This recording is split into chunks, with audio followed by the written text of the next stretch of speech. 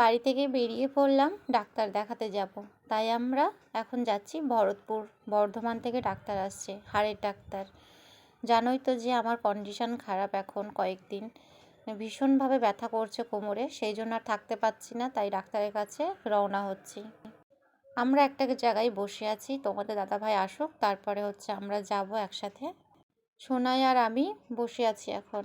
ডাক্তারের কাছে গেলে তো কিছু শেয়ার করতে পারবো না তোমাদের সাথে, ভিডিও করাও অ্যালাউ নেই অনেক জায়গায়। আগে ডাক্তারটা দেখিয়ে নিই, তারপরে কি বলছে না বলছে, কি প্রবলেম, সবগুলোই তোমাদের সাথে শেয়ার করব। চলো ডাক্তারটা আগে দেখিয়ে নিই। সোনাই, নড়বে না, আমি কিন্তু ভিডিও করছি। নড়বে না বলেছি, আমি গামছালোর কাছে দিয়ে আসবো তোমাকে, দেখো তুমি। তো হ্যালো বন্ধুরা, শুভ সন্ধ্যা। কেমন আছো তোমরা সবাই? আশা করছি সবাই খুব ভালো আছো, সুস্থ আছো। আমরাও কিন্তু বেশ ভালো আছি। তো সবাই ভালো আছে, আমি একটু খারাপ আছি, কারণ আমার কোমরে ভীষণ যন্ত্রণা করছে। আর আমি উঠতে বসতে খাওয়া দাওয়া কাজকর্ম করতে ভীষণ অসুবিধা হচ্ছে, অনেক দিন ধরেই হচ্ছিল। তো এটা ওটা টুকটাক ডাক্তার দেখিয়েও কোনো সারেনি। তাই আজকে আমরা ভরতপুর গেছিলাম ডাক্তার দেখাতে। বর্ধমান থেকে ডাক্তার আসছিল, হাড়ের ডাক্তার। হাড়ের ডাক্তার আজকে ভরতপুরে বসেছিল। তো কালকে বিকেলবেলা তোমাদের দাদাভাই নাম লিখিয়েছিল, আর আজকে আমরা ফাইনালি ডাক্তারটা দেখিয়ে এলাম। তোমাদেরকে একটুখানি আমি শেয়ার করেছি যাওয়াটা, একটু সামান্য একটু শেয়ার করেছি। তো যাই হোক, এখন আমরা চলে এসেছি অনেকক্ষণ আগে, জানো তো, সন্ধ্যাবেলায়। তো এখন বাজে 8:30 মতন। আর আমি এখানটায় বসে বসে কি করছি বলো তো, ব্লাউজের হুকের ঘর হুক টাইট করছি আর হুকের ঘর করছি। ঠিক আছে, এগুলো লোকের। আমি এই এখন যেই পাড়াতে থাকি সেই পাড়া থেকে এখন কাজ দেয় আমাকে মানুষ। তো আমি এখন দোকানে নিয়ে যাই, যখন টাইম পাই তখন করি। তো হুকের ঘর আর হুক টাইট করতে তো আর মেশিন লাগে না, তাই হাতে বসে বসে করছি। আর গোটা সেলাই করতে দিয়েছিল, তো গোটা সেলাইও করে নিয়ে এসেছি।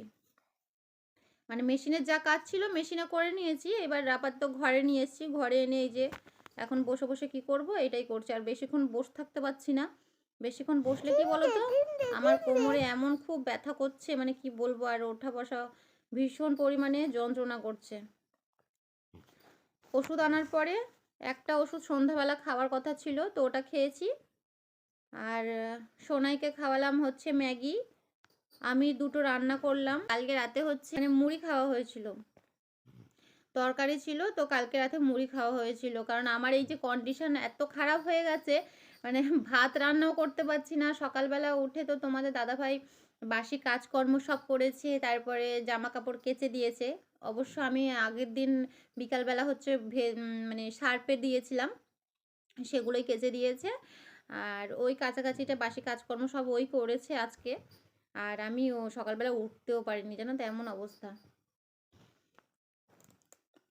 তারপর একটু বেলা হতে ওই যে 9টার পরে 9:30 দিকে দোকানে গেলাম। আর এখন দোকানেও জানো তো, এখন কাজের চাপটা একটু বেশি আছে, সেই জন্য একটু আসা যাওয়াটা আমাকে করতে কষ্ট হলেও আমাকে করতে হচ্ছে। একটা ব্যথার ওষুধ একটা খেয়ে নিচ্ছি, নিয়ে আবার দোকানে ছুটছি, এটাই হচ্ছে।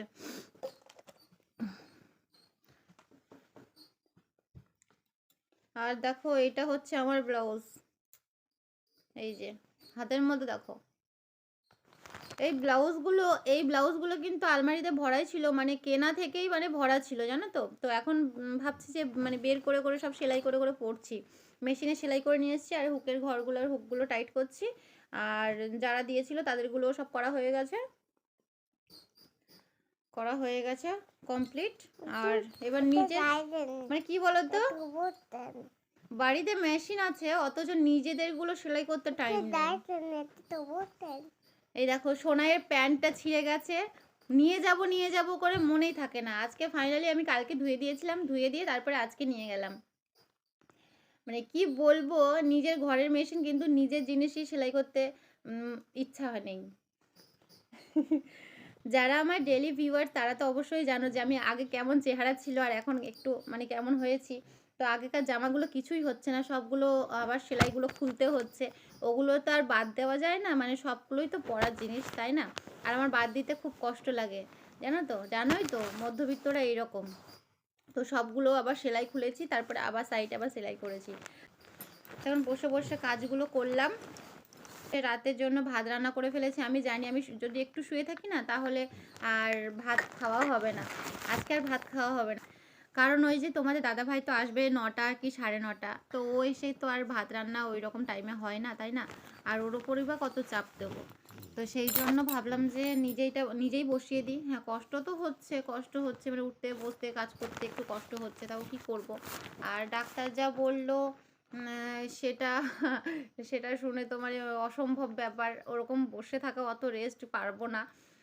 বলেছে মানে ঝাঁটটা দেওয়া যাবে না, ভারী বালতি তোলা যাবে না, তারপরে মানে উপর হয়ে যায়, মানে কি বলে না, নিচু হয়ে যে কাজগুলো করা যায় সেই কাজগুলো করা যাবে না। তো কি করব, এটাও সেই সেম কেস আমার, যেমন সোনাই পেটে থাকতে যে সিজারের কন্ডিশন, সেই অবস্থা আমার এখন। তো ওরকম কি পারা যায় বলো তো? আগেও আমি একা ছিলাম, সোনাইয়ের বেলাও একা ছিলাম, আর এখনও আমি একা। তো কেউ করার নেই, আর বর যতটা হেল্প করে ঠিক ততটাই। তো এই হচ্ছে। আর আর কি করব, এই যে সোনাই আর আমি বসে আছি এখানে। দেখো চলে এসছে কোমর টিপতে চলে এসছে। না না টিপতে হবে না, কোমর টিপতে হবে না, না বললাম তো। পড়া করো, মিমিরা পড়া শুনবে বলছে, একটা ছড়া শুনিয়ে দাও। মাথার চুলগুলো দেখো তোমরা, মাথার চুলগুলো কি অবস্থা হয়েছে, মেশিনের মধ্যে চুল কাটে না ছেলেটা একদম। আমি আবার চুল কেটে দেবো কিন্তু এই রবিবার, বলে দিলাম। চুল দেখো কি অবস্থা। প্যান্ট পরিয়েছি, প্যান্ট খুলে চলে যাচ্ছে, দুটো প্যান্ট পরেছে আজকে। তো কয়েকদিন হলো আমাদের এদিকে কিন্তু ঠান্ডাটা একটু কম আছে, আর যার জন্য হচ্ছে চাদর তেমন নিতে হচ্ছে না। এটা হচ্ছে পাতলা মতন একটা ক্রাফট বলতে পারো, সেটাই নিয়েছি। আর সোনাইকে তো সোয়েটার টোয়েটার কিছুই পরাইনি, দেখো একটা ফুল হাতা শার্ট আর হচ্ছে একটা কাটা হাতা মানে হাফ হাতা গেঞ্জি, এই। তো ঠান্ডা ঠান্ডা তেমন একটা নেই, মানে হাতগুলো একটা ঘাম ঘাম মনে হচ্ছে, একটু মানে গরম গরম লাগছে। আর হচ্ছে কয়েকদিন তো দিদা ছিল, আর তোমাদের সাথে মানে কি শেয়ার করব, আমি তো যে কদিন দিদা ছিল কিচ্ছু শেয়ার করতে পারিনি, মানে সময় হয়ে ওঠেনি। দোকান যাওয়া, এসে রান্না বান্না, মানে কাজের চাপ প্রচুর ছিল, ওই যে বললাম। সেই জন্য কয়েকদিনের ভিডিও একদম জাম হয়েছিল, আর ভিডিওর পর ভিডিও, মানে তোমাদেরকে কালকেও ছেড়েছি, আজকেও ছেড়েছি একটা। আর দিদা চলে যাওয়ার ভিডিওটা আর করতে পারিনি, তোমাদের সাথে শেয়ার করতে পারিনি। তো ভাবলাম যে তোমাদেরকে একদম একবার বলে দেবো যে দিদা বাড়ি মানে আমার শ্বশুর বাড়িতে চলে গেছে, ঠিক আছে। দিদাকে বলছিলাম আর কয়েকদিন থাকো, দিদা বলছে না না এবার ডাক্তার দেখাতে যাবে, ওনারও শরীরটা খারাপ, তো ডাক্তার দেখাতে যাবে, সেই জন্য চলে গেল তাড়াতাড়ি করে। আর দিদা চলে গেছে, আর হচ্ছে এই যে আমরা তারপর হচ্ছে এই যে ডাক্তার দেখিয়ে এলাম। কয়েকদিন খুব কষ্ট হয়েছে, অনেক দিন ধরেই আমার হচ্ছে কোমরের ব্যথাটা মানে বেড়ে গেছিলো, হালকা পাতলা এরকম হালকা ডাক্তার দেখিয়ে আমি ছিলাম। আজকে একদম চলে গেলাম ডাক্তার দেখাতে। ডাক্তার না দেখালেও না খুব কন্ডিশন খারাপ, এই যে কোমরগুলো একদম নাড়াতেই পারছি না আমি, এমন অবস্থা হয়েছে। আর আজকে ডাক্তার আমাকে এত ওষুধ দিয়েছে, ডাক্তার হচ্ছে 1 মাসের ওষুধ দিয়েছে আমাকে, লিখে দিয়েছে।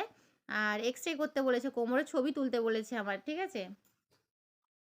এখন তো জানোই যে কোনো ডাক্তারকে দেখাবে, যে কোনো ডাক্তার মোটমাট লিখেই দেবে যে এক্সরে করাতে। তো যাই হোক, এক্সরেটা করা হয়নি, পরের বার যাব, আগে ওষুধগুলো খেয়ে দেখি যে কেমন লাগছে। তো সেই অনুযায়ী মানে ওষুধগুলোর এত দাম, এত হাই দাম, মানে কি বলবো তোমাদের। আমি তোমাদের দাদাভাইকে বললাম যে 15 দিন করে নাও ওষুধ, আর এই ওষুধগুলো যদি খেয়ে ঠিক হয়ে যায় তাহলে আবার নেওয়া হবে, এই ওষুধগুলো আবার আনা হবে।